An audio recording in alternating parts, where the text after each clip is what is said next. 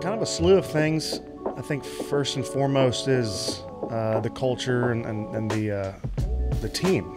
It's, you know, we kind of got smacked last year in London, and I've been a fan of not only Doug since he was my OC back in 2015, but this team. You know, we played here in 2021 and then again last year, and so a huge fan of everything they got going on. And also, I'd be remiss to say if it wasn't the weather didn't play a huge role in this. I had a great 5 years in Buffalo. It was an amazing experience. Wouldn't change it for the world. But for the joints and for my fingers, and once November 1st hits, we're happy that we're gonna be around the warmth a little bit. He is an exceptional person, an exceptional football player, and in the biggest moments when you need him the most, he shows up. And I think that speaks highly of him as who he is and the kind of football player he is.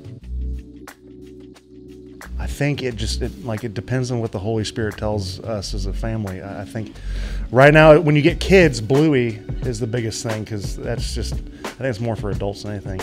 The show I probably binge watched most is either Game of Thrones or How I Met Your Mother. But I'm always looking for that next one. I think it just kind of depends on where you are in your state of mind. When I first got in the NFL, there was an embarrassment of riches at center. I think this is the first time we've seen John Shipley, so just wanted to offer a little congratulations. Thank you. Local media there. Hope you had a good time. Thank you. One more time, pal. Sorry.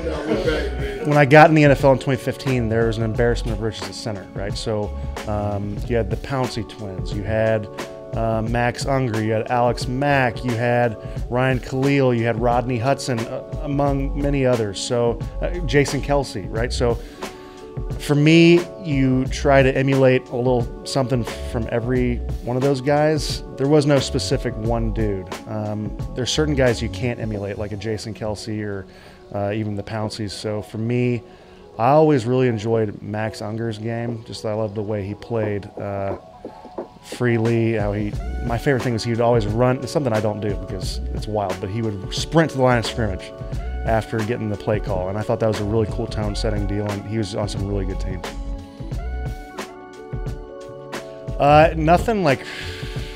No Hallmark story here. We met at a party.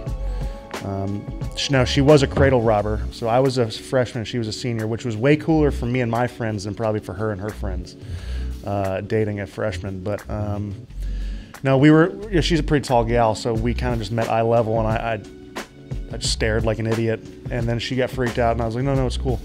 I'm a cool guy. And then so we just got to talking, and you know, she's put up with a lot. And you know, when you marry your best friend, it makes life a lot sweeter. I'd tell you this if she wasn't in here, but she is, so I'm down. I got it for sure say that. Oh man, pregame, whatever you can keep down, and post. I mean, usually post is when you can let it loose a little bit. Excuse me. I would say pizza or whatever they got for the people that are in town. It's usually pizza or like a Five Guys burger. I don't know, Five Guys down here? Dude. Yeah, that's it. Five Guys burgers are the real deal. I mean, you're looking at it, like sitting down is awesome. It's like, I love doing that. It's sweet. What I really like to do is hang out with my friends. I pride myself in the company that I keep, right? I love getting to know dudes. I love being around good dudes or gals. I mean, it doesn't really matter. But besides being with my family, I just like hanging out and sitting down. A good teammate, right? And I know that's thrown around in cliche, but it's what I pride myself on. And you know, being a good teammate is not like a one-size-fits-all kind of deal. It depends on what the locker room is going on through, like what's going on at that particular moment. So just, you know, not trying to force any relationships. I think we've all been around guys who come in and try to be this rah-rah dude, and it's for the birds, you know what I mean? Like, I think the thing is you just try to build relationships and then be the person that team needs to be. I've always prided myself on, you know, offensive lines I'm on, just being the catalyst for them playing their best football. kind of letting their freak flags fly. And then for me, just kind of doing my job of letting them do their deal. So whatever this team needs is kind of, and I know that's like a cliche answer you've gotten for 40 years from guys who try to make a good impression, but it's the truth.